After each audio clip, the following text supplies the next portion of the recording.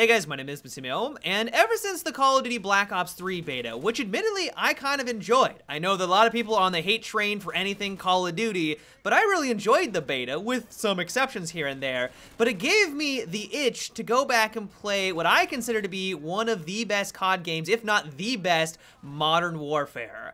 I have had so much fun going back and playing this game, and while sure there are some things that don't live up to my memory, nostalgia is a hell of a drug, and it does have its issues, I'm blown away by how well this game plays. Like, if this came out in the market right now, it would be an amazing first-person shooter. Sure, the graphics are a little outdated, but the mechanics and the gunplay are fantastic. One thing that has surprised me, though, is that there is still a very healthy player base continuing to play this game. It's an 8-year-old title at this point. Most first-person shooters, especially a multiplayer game, 8 years out, unless you're Valve with like Team Fortress, who always updates with new hats and things like that. I mean, this game hasn't gotten an update in a very long time, in years now. To still have the amount of people continuing to play it, I think is not only a testament to how amazing this game is, I mean, that's one of the reasons, but also simply because this is just a fantastic PC first-person shooter. If you look at some of the more recent Call of Duty games, especially the ones that haven't really done a whole lot to accommodate the PC crowd, a lot of them have died. A lot of the ones that have come out recently just don't have the player base of Call of Duty of Modern Warfare, a game that's been out for 8 years now, I think really just for the simple fact that it's just a good PC game. This was one of my biggest issues with the recent Black Ops 3 beta. While I love the premise, I love what was going on, it didn't really feel like a PC game. Mainly it came down to its mouse and keyboard support. There was a few ways that you could work around it, but a lot of people came to the conclusion that your mouse sensitivity was directly correlated, or there was directly influenced by your frames per second. And so if your frames were constantly dipping up and down, your mouse sensitivity would fluctuate, and that's not good for a competitive first-person shooter. Not only that, but there isn't a server browser. I don't know if the main game of Black Ops 3 is going to have a server browser for PC. I know they have dedicated servers, which is awesome. Like, they absolutely should have that. But at least according to the beta and what we played on, there wasn't any way for you to find servers that you really enjoy.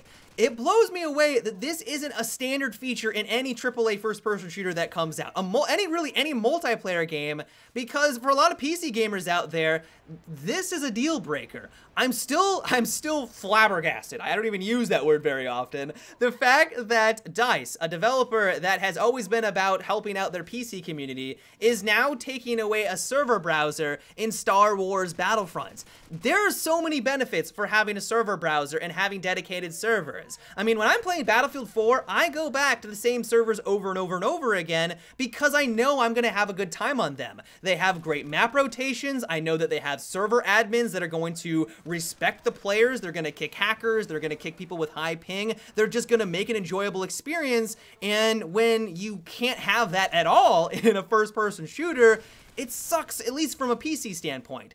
I even think that console gamers would love to have a server browser. I mean, I don't think that this should be just exclusive for PC gaming, but the fact that a lot of Call of Duty games haven't had this, and it seems to be a trend. Like I said, Star Wars Battlefront isn't even gonna have it. It just blows my mind because I feel like this is an integral part of having a healthy community and a long-lasting community in your competitive first-person shooter. And so I think it's because of these reasons. Just the simple fact that it has basic PC support alongside that this is one of the best Call of Duty games out there, for why it has lasted as long as it has, even though it's 8 years old and it hasn't really gotten any update for years now. It's just an incredible testament to how well this game plays.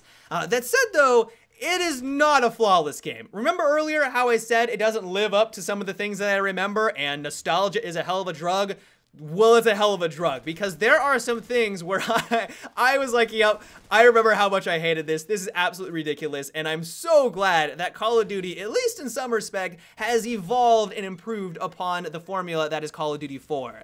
I don't know if you guys remember this, but both Martyrdom and Last Stand at least to the best of my knowledge, were both in this game. This was the origin of it. All of the pain and suffering that we had in successive Call of Duty games, if they ever had this in it, it's because of Call of Duty 4, and I absolutely despise it in this game.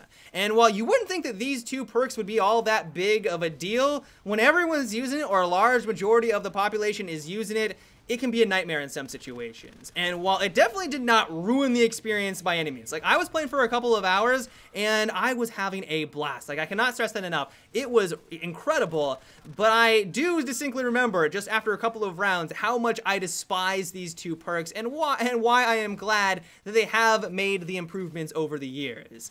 But overall, I am so glad that I went back and played this game. The combat itself is such a high quality. It's just fun to shoot at people, and while yes, there are a couple of problems here and there, it's actually made me more excited to pick up and play Black Ops 3. I know that might sound a little funny because I just went on a little bit of a rant on why the PC version of Black Ops 3, at least for the beta, wasn't up to PC standards, but I'm crossing my fingers that Treyarch is going to take that criticism to heart. Like, I'm really crossing my fingers that they're going to be maybe able to make the necessary improvements, because I just want another amazing Call of Duty. I just want another amazing first-person shooter. Who doesn't want that? And so, yeah, Treyarch, get on the ball, make the necessary changes, because I really do think you have another high-quality Call of Duty on your hands. But yeah, guys, that is about it for today's little flashback of Call of Duty 4. I hope you enjoyed. Let me know your thoughts on Modern Warfare. Do you agree with me that this is one of the best, if not the best, Call of Duty games in the franchise? Is there another one that you think has that title? Let me know down below. But yeah, until tomorrow, have a good one and take it easy.